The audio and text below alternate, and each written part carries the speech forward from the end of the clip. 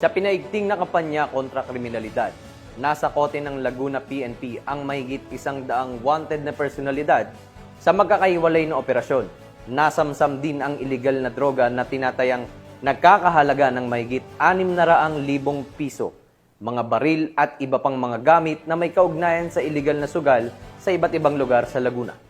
Alamin ang report mula kay Patrolwoman Mary May Sartorio. Hindi na nakapalagpa ang 156 na personalidad sa isang linggong anti-criminality operations na isinagawa ng Laguna Police sa pamumuno ni Police Colonel John R. Rupio, Acting Provincial Director ng Laguna Police Provincial Office.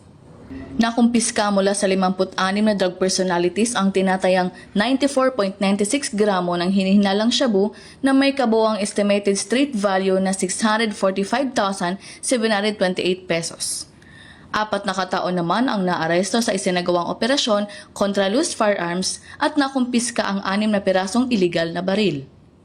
4 na individual naman ang naaresto sa isinagawang anti-illegal gambling operations, illegal number games at iba pang uri ng sugal, kung saan nakumpiska ang 25,739 pesos mula sa mga illegal na taya. 17 most wanted persons at 39 naman mula sa other wanted persons ang naaresto sa nasabing operasyon. Ang mga naarestong individual ay kasalukuyang nasa custody ng kani-kanilang operating units para sa dokumentasyon at tamang disposisyon. Ang operasyon ay bahagi ng patuloy na kampanya ng PNP laban sa illegal drugs, illegal gambling, wanted persons at loose firearms sa ilalim ng programang Enhanced Managing Police Operations or EMPO. Mula rito sa Calabarzon, ako ang inyong Police News Network correspondent, Patrolwoman Mary May Sartorio.